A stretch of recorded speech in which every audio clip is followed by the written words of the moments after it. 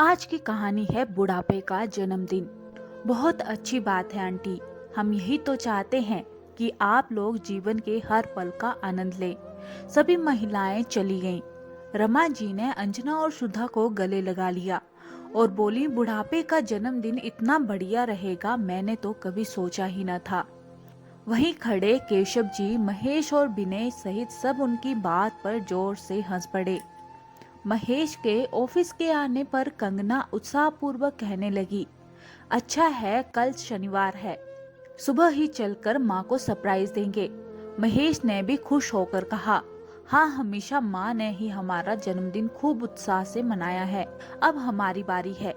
महेश क्यों न इस बार कुछ अलग करें, हमेशा फोन पर बधाई देकर या माँ के लिए एक साड़ी ले जाकर दे देते हैं, बस हो जाता है माँ का बर्थडे।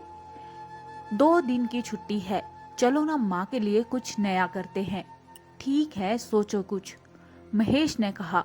ऐसा करो, सुधा दीदी से भी बात कर लो। हाँ, ये ठीक रहेगा। सुधा महेश से 3 साल बड़ी थी।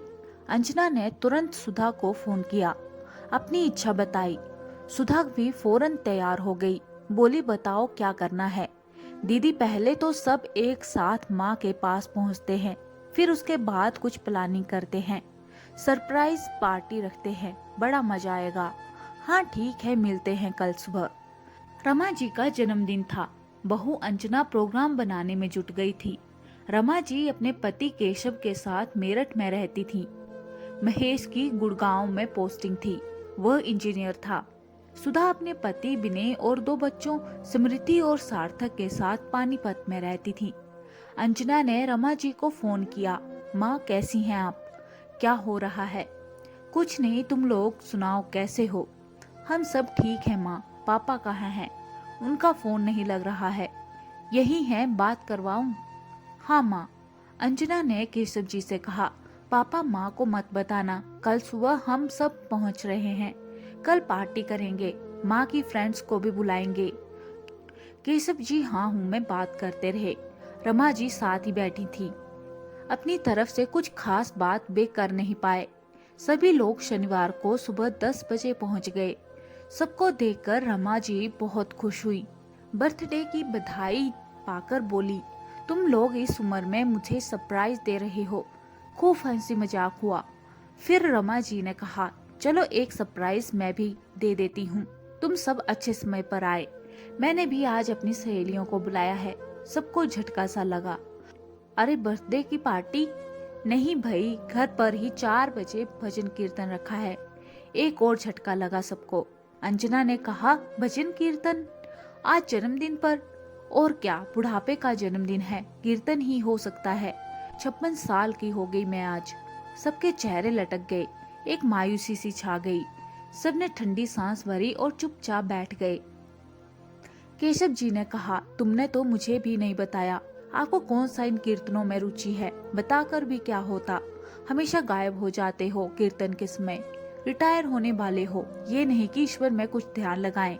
रमा जी को हमेशा की तरह शुरू होते केशव जी ने कहा, नहीं भाई, आज गायब नहीं होऊंगा, बच्चे आए हैं और तुम्हारा जन्मदिन भी है। सब मुस्कुराए। अंजना ने कहा, पापा आप माँ के लिए क्या गिफ्ट लाए। केशव जी अंदर गए और साड़ी लाकर रमा जी को दी। इस उम्र में भी शर्मीली आभा छा गई रमा जी के चेहरे पर। अंजना और सुधा ने भी अपनी लाई हुई साड़ियाँ और शॉल उन्हें दी। रमा जी बहुत खुश हुई। फिर सब किचन में लग गई। दोपहर में जब रमा जी थोड़ी देर आराम करने लेटी, तब एक कमरे में सब एक साथ बैठ गए। अंजना ने धीमे स्वर में कहा, मेरा तो सारा प्रोग्राम चौपट कर दिया माँ के कीर्तन ने। सोचा था माँ की सहेलियों को बुलाएंगे और पार्टी करेंगे, पर कैसे कुछ अलग करें अब। फिर अचानक कहा, क्यों न इस कीर्तन को ही पार्टी में बदल दें। सुधा ने कहा, वो कैसे। समृद्धि और सार्थक बोले, हाँ मामी जी, कुछ तो इंटरेस्टिंग सोचिए। हम लोग कुछ गेम्स और बढ़िया स्नैक्स का इंतजाम करते हैं। सुधा ने कहा, इतनी जल्दी कैसे होगा सब। महेश और विनय ने कहा, इसकी चिंता मत करो, हम तीनों बाजार से सब तैयार स्नैक्स ले आएंगे। क्यों पापा। हाँ ठीक है, पर तुम्हारी माँ की कोई सहेली डायबिटीज की मरीज है, तो किसी को अर्थराइटिस है, वो कहाँ खाएंगी या खेलेंगी।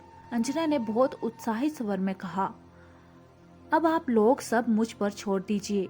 सुधा ने कहा, अरे कुछ बताओ तो, क्या सोचा है? दीदी आप देखती जाओ, बस 3 बजे से रमा जी कीर्तन में आने वाली सहेलियों के बैठने की व्यवस्था में लग गई। सब उनका हाथ बटा रहे थे। रमा जी ने केशव जी की लाई हुई साड़ी ही पहनी, इसमें वे बहुत अच्छी लग रही थी। केशव जी, महेश और विनय चुपचाप अंजना की दी हुई लिस्ट लेकर बाजार निकल गए।